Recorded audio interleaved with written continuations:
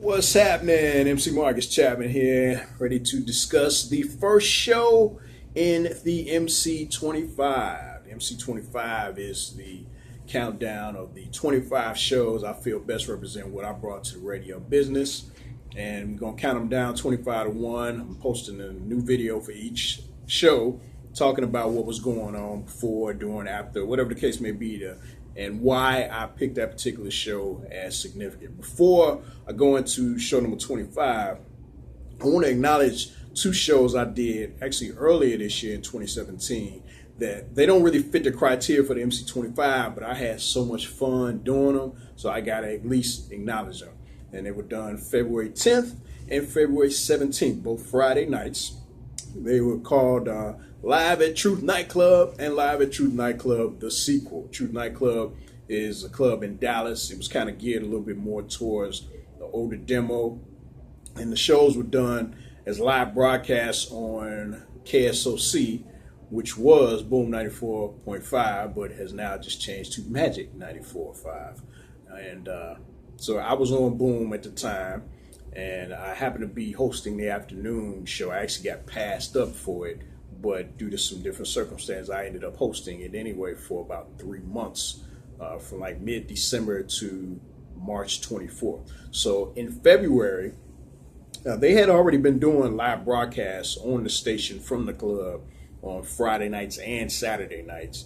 And it had been, the Friday nights were hosted by somebody else, but the club owner, James Price, and his wife, Deanna Price, they decided to bring me in. This was at the time, a lot of these unsung episodes that I appeared in with Aaron, SWV, The Case, Lenny Williams, After Seven, Jada, all those were coming on at that time. And they knew me from previously because I had worked in the Dallas-Fort Worth market before at KKDA, K104. Matter of fact, I picked like 3 shows from K104 for the MC25. So with the live broadcast from the club, I mean, I had a great time. I hadn't done that since like 2000 when I was in Indianapolis, and I just had a great time. So I at least want to acknowledge them for having me come in and do that. All the DJs, all their staff, the waitresses, the bartenders, Shakayla, and the cute chick with the real big butt, I forget her name, but she was fine. You know, if you've been to the club, you know what I'm talking about. All right, so check out Live at Truth Nightclub and the sequel just to get an idea what it was like to be at that club. But the show that comes in at number 25 ties into clubs, but from many years earlier. It's from July 23rd, 1999, and it's called MC Takes Over Friday Nights. And here's the scenario. In the mid to late 90s, WGCI in Chicago, which was the station that this show was done on, they had a Friday night mix show called Club 107.5, which was basically a house music show. House music started here in Chicago, and, you know, that was real popular club music in the 80s and early 90s. But by the time you got to the mid to late 90s, if you went to a club in Chicago, you weren't going to hear all house music.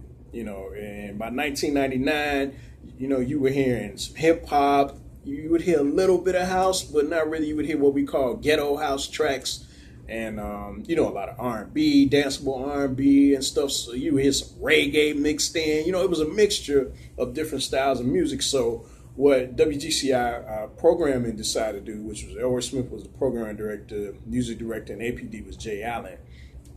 They took off Club 107.5, which was all house, and changed it to Operation Get Down. And it was a hot mix show.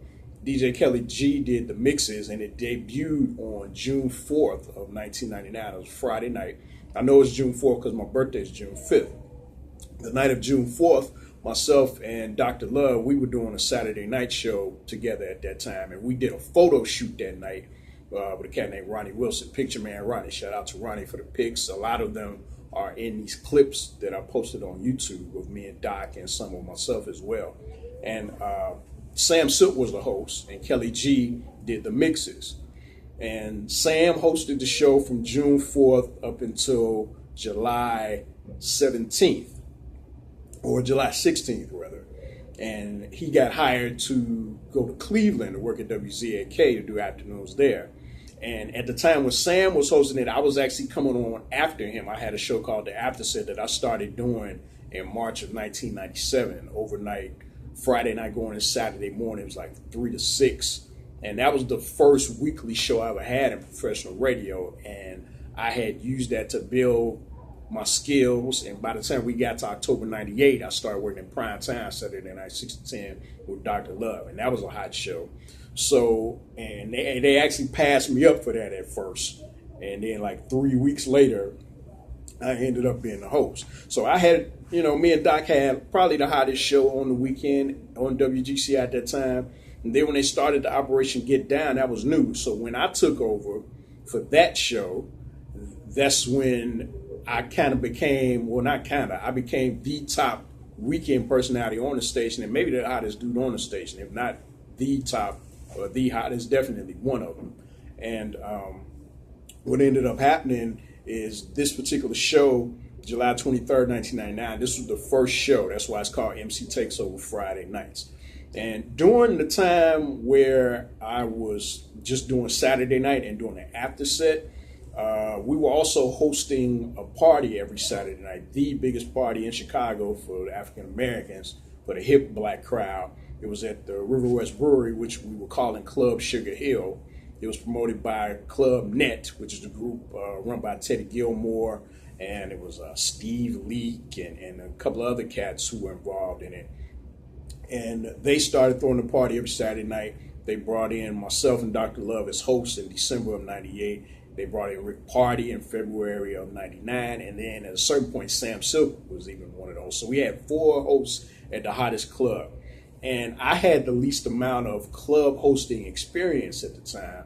So what I did was I started studying the other 3 personalities.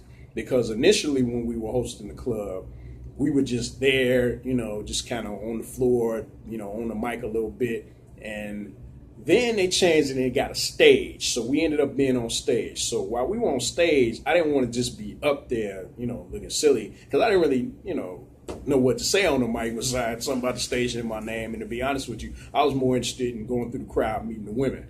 So I wasn't really concerned about being on the mic. But because my name is MC Marcus Chapman, I wanted to be a strong club MC as well as an on-air talent. Matter of fact, I was listening to a lot of rock at that time, classic rock from the 70s and early 80s. And I remember watching a documentary about the history of rock and roll.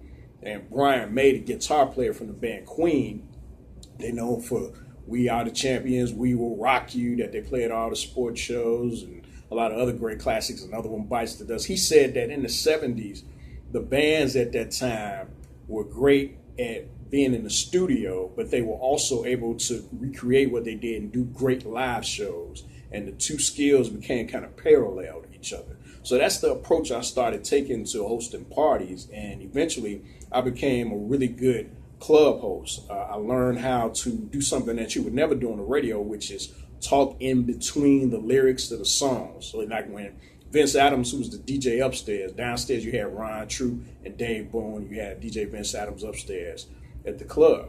And so what I learned to do is I would talk during those ghetto house tracks, because hip hop songs don't really have breaks in between them. They go from the intro to, rapping and the hook, and then they go back to another verse. So it wasn't really nowhere to talk. You would kind of have to fight the lyrics. But with the house tracks, it was space in between. So say like it was a house track, it'd be like, shake what your mama gave you. Shake it. And it'd be some space in between. So I come on the mic and say something like, all my ladies with the tight pants on, shake it. Then the lyrics would come back in. Shake what your mama gave you. Shake it. And I say, all my ladies with the tight skirts on, shake it. It'd be going back and forth like that. So when I got hired as the host of Operation Get Down, when I got promoted to that, it was a chance for me to bring some of those club hosting skills to the radio, because it was a mix show. It wasn't just, full-length songs like normally. It was a mix show. So Kelly G had what we call cue sheets, where he would have the times within the mix where it was breaks where I could talk or play phone calls or play drops, artist drops or what have you, station drops. And so I talked at those times, but because I had been hosting the club as well, I knew how to talk between the lyrics of some of the songs. Like there's a part where he played a house track that had been played for years in Chicago called Din Dada by George Kranz. And so there's a little part in there where I come in and I say, you know, well, my house people at? My house people will break it down one time, and then they go, you know, because I knew that was coming because I had been hearing the song since 1983, and I knew how to maneuver in and out of the tracks because I had been hosting the club. So Operation Get Down was a terrible name, first of all. Great mix show, terrible name. Getting Down was, you know, that would have been good for 1979. But for 1899, it wasn't happening. But that was the only bad thing about the show. And so that was a major step for me because, for one, it got me liberated from the after set. I had already outgrown that overnight show. I kind of used it as the tune-up for Saturday night by that point. But the Operation Get Down gave me the two hottest shows on the station, like I said. And so when I went in that night, July 23rd of 99, I felt very liberated. I felt very vindicated because there wasn't no controversy with me getting this show. Like, they was just like, okay, you the new host of this because you the hot dude. So I started hosting that, and it was really a great time. And it sounds a little bit different from anything else I did because, like I said, it was a mixed show. And I was able to do a lot of stuff that I couldn't do in the previous shows that I did or with the regular format shows. And it was really a chance to expand and become MC Marcus Chapman, the club host on the radio, as opposed to the radio host. You understand? And it was really kind of a toss-up because I only have 3 fully documented shows of Operation Get Down. I had that first one, July 23rd. I got one from August 13th and one from August 20th called Friday Night Fire. And it was really a toss-up between Friday Night Fire, August 20th, and MC Takes Over Friday Night, July 23rd, as to which one I was going to pick for the MC 25, because I knew at least one of them was going in. So MC Takes Over Friday Nights is the official pick, but there's some great stuff in that Friday Night Fire too. And it could have been either way. I just kind of went with the first one because you get a little bit more of it. I recorded a little bit more of the music than I normally would have on that show. And I like the way it ends too, because at the end, Devontae Stone came in to do the after set, and there was a lady named Barbara Gano who used to be out in the sound machine, and they both were kind of going to do the show separately, but together. It was weird. It was like I said, something like it took 2 people to replace me. So that was kind of cool. So the MC Takes Over Friday Nights, July 23rd, 1999 on WGCI Chicago, Friday Night Mix Show. It was a great time. It represented the best time of my life that summer of 99, that whole year, but especially that summer. And it was really a feeling of me being on top.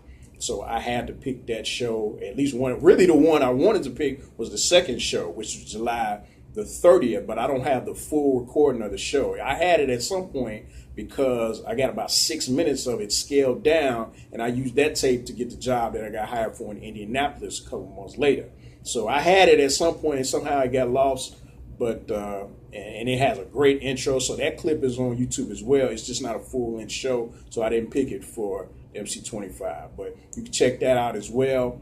But the official pick for number 25 in MC25, MC Takes Over Friday Nights, July 23rd, 1999. It sounds great. You hear the energy of Chicago. You hear the people being enthusiastic about the music and about the show and the mixes and doing the prizes. The only thing I would change, I was kind of playing around with Eve, the Rough Rider's name, a little bit because she had to hit out What You Want. She was new. So it's some stuff I said that, not bad stuff, but just kind of playing off the What You Want when people call. I would have kind of toned that down and not done that. But other than that, it's a great show. And it's a good representation of me bringing that club vibe to the radio, because I stayed in the clubs anyway. We was hosting the hottest party on Saturday. Eventually, I started hosting one on Friday, and I was able to do that. And I'm really proud of that. So I want to be remembered for that. And check it out on YouTube. Number 25 and MC25, all right? And coming up next, number 24 is a totally different type of night show, or late night show. This was Friday night 10 to 2. You got a different 10 to 2 show coming up that I almost didn't even pick at number 24, all right?